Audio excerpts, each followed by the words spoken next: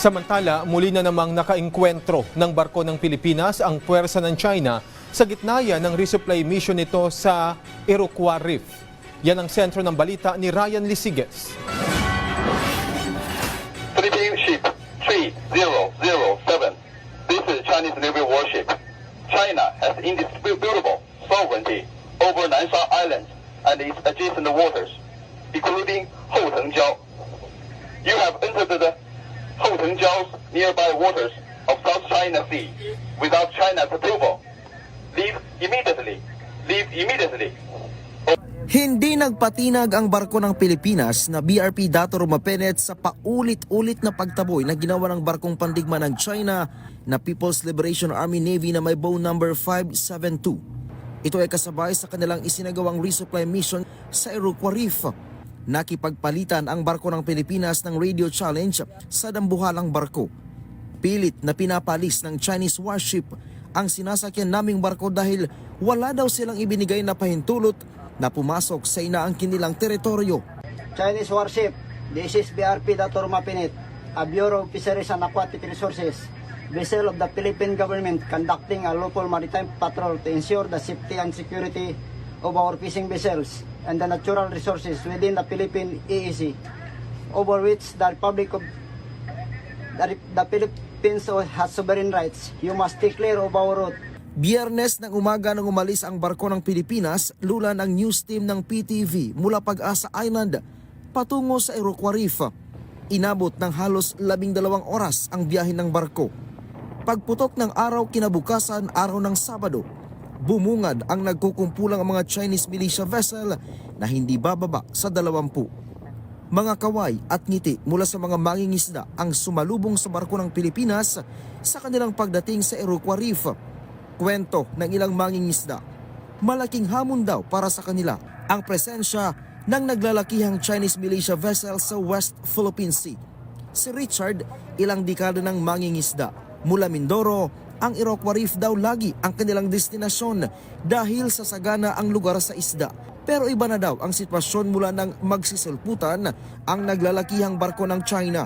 Bukod daw sa nabawasan ng nauhuli nilang isda, kung minsan pawang maliliit na lang ang kanilang nakukuha.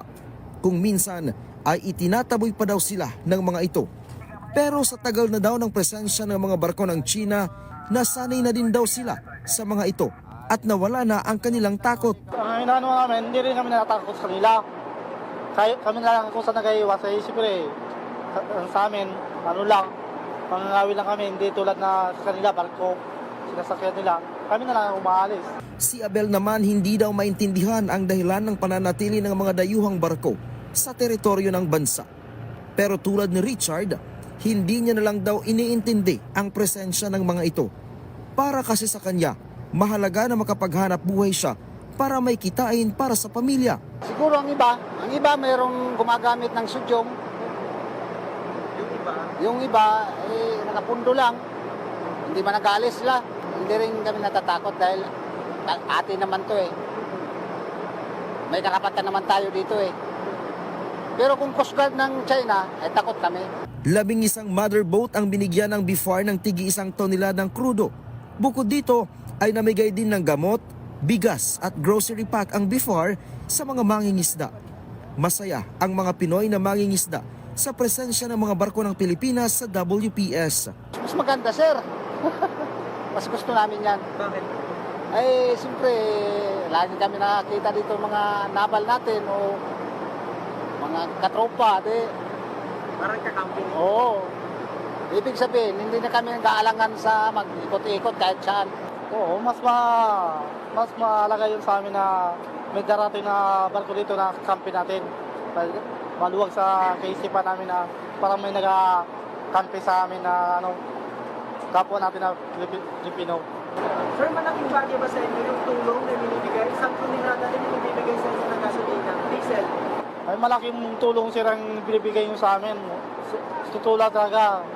Maraming salamat sa inyo na sa siporta nyo na tulong sa amin sa amin na mandaragat. Sa kabila ng presensya ng mga barko ng China sa teritoryo ng Pilipinas, tiniyak ng BIFAR na hindi sila mapapagod na alalayan at bantayan ang mga mangingisdang Pinoy na araw-araw nakikipagsapalaran sa mga dayuhan. Ryan Lisigas para sa Pambansang TV sa Bagong Pilipinas.